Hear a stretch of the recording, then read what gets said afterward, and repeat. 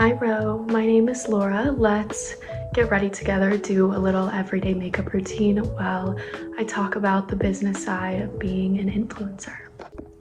We're going to start with a little skincare prep. This is the Roe Glazing Milk. I have really dry skin, especially during the winter. This helps as a really good base for makeup.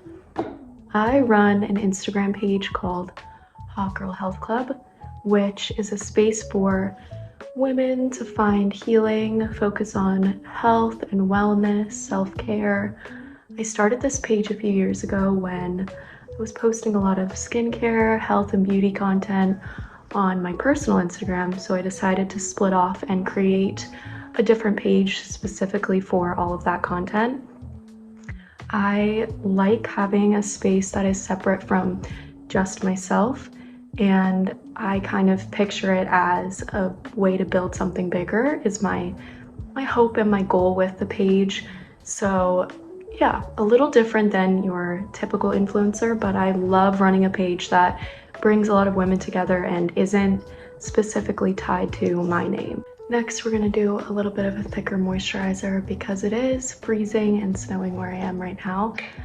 My first approach to monetizing my platform happened pretty naturally after I'd been running the page for probably a year and a half. I had some brands start DMing me, reaching out. At first, it started as a lot of product for content, and that is pretty much, I would say, the gateway into paid content. You can kind of expect at first to be offered a lot of content in return for just getting free products. So it sort of started that way, and I would say yes to the ones that aligned with me. And then eventually, as my page grew and my analytics grew, I started proposing paid campaigns instead. I would create a creative deck and put your rates, your analytics, your growth, some collages of your different beautiful aesthetics, and send that out to the brands. And that is kind of how I started monetizing myself after some growth and a little establishment of my brand voice. It can feel really overwhelming and scary at first, but if you are somebody that is creative, you do have ideas, you have a message and a story that you want to bring to the world, don't just copy what everyone else is doing. Don't just follow trends. Be authentic and genuine to who you are, what you are trying to bring to the space, the message you are trying to send, the story that you're trying to tell, and create content that aligns with that. With time, the right audience will find you, the right community will gravitate towards you, and you are unique. Remember that. So there's only one of you, and there's only one of your story and your message. So bring that to a digital space and you'll eventually find your community and build your brand voice. Okay, next I applied a little bit of the Say Glowy Gel in Star Glow. This is great as a base under makeup or sunscreen just to give your skin a little extra dewy glow in the cold winter. I'm going to mix the Say Slip Tint in shade 4.5 with this Salty Face liquid bronzer. This helps to warm up my skin and give me a little summery tan even when it is not close to summer. How do you handle the income fluctuations that happen with being an influencer? This was definitely a challenge at first mentally for me. I have always worked. I worked since I was 16, and prior to fully becoming an influencer, I had been working 9 to 5 and nannying part-time as well. I've always been somebody that had multiple facets of income and was really very diligent with saving. So my suggestion would be, if you are worried about income fluctuations, maybe look into a part-time job at first until you really start to establish yourself as an influencer. Keep a budget, really know what you're spending versus saving, and always have sort of an emergency fund. I think any kind of literacy in finances is a really worthwhile class to take or research to do, even on YouTube and available content. Really knowing how to invest and save and create a budget is really important behavior, especially if you're going to work freelance or you're going to be doing your own taxes, saving your own money, having your kind of own emergency fund. So really learn to be wise with your finances and live within your means and try to save your money. Okay, I think I did this backwards to what I usually do, but now I'm just going to do a tiny little bit of concealer under my eyes because I kind of like my eye bags, so I'm just going to cover them up a tiny bit today. I always use my fingers for everything. I don't know if that is the best way to do this or not, but here we are. I think monetarily, of course, it is challenging when you go from working 9 to 5 or you go from a really steady income to having to reach out to brands, having to negotiate prices and rates and really vouch for yourself. Along with, it can be very isolating to be on your phone, filming, recording, editing, making relationships digitally. So it can be very draining to then go back into your real life and disconnect. That is definitely a challenge, and it is really important to prioritize the routines that you do have disconnected, really focusing on taking care of yourself, making connections outside of your digital world and fostering those relationships in order to take care of your mental health. So at first I found it to be very challenging doing those things, but now that I'm about, almost a year into doing it, I definitely have established those routines and really have been intentional to make sure that I disconnect as if I would for any other job.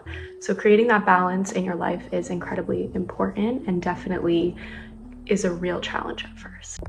I'm gonna go over my skin tint and liquid bronzer with a little bit of the Say Beauty medium bronzer. I use this sort of as kind of an eyeshadow to just warm up above my eyes. I find that this looks really nice with darker eyes, and I have a little bit of green in my eyes as well, so it kind of highlights that a bit. And then I'm just going to tap a little bit into my cheek area just to continue to warm up the skin a bit. It looks nice and warm and glowy. And then I use 2 of the Rhode blushes. I love the pocket blushes. They're so creamy and they really blend in super well. This is Toasted Teddy and Freckle. So first I'm going to do Toasted Teddy. What advice would I give to an aspiring influencer or woman desiring to start a brand? I think, kind of tying back to what I was talking about before, cultivating your inner voice would probably be my #1 advice. In a world of social media that does move incredibly quickly, and all the trends, the changing atmosphere can feel really difficult to navigate at first. But when you do spend that quality time with yourself, cultivating your unique and specific inner voice, what you like, what you don't like, what attracts you, what, doesn't attract you, knowing all of those things about yourself only helps you create a brand and strengthen the voice that much more, because you are so quickly able to know if something doesn't align with you, if you don't like something, the way that it looks. I think inner voice is really everything when it comes to business, when it comes to social media, when it comes to being an influencer, creating a brand. Cultivating your inner voice is the place to start and the way, in my opinion, to really succeed in an ever-changing digital climate. My last step and my last piece of advice I will do at the same time. I'm going to use the Pocket Blush and Freckle again and this Edam Lip Softening Butter, Les Chouchou in Butter Mochi. This is great for keeping your lips hydrated in the winter. There's nothing worse to me than having a chapped lip when you're walking around in the cold. My last piece of advice continues on my first piece of advice, which is to have boundaries and have privacy.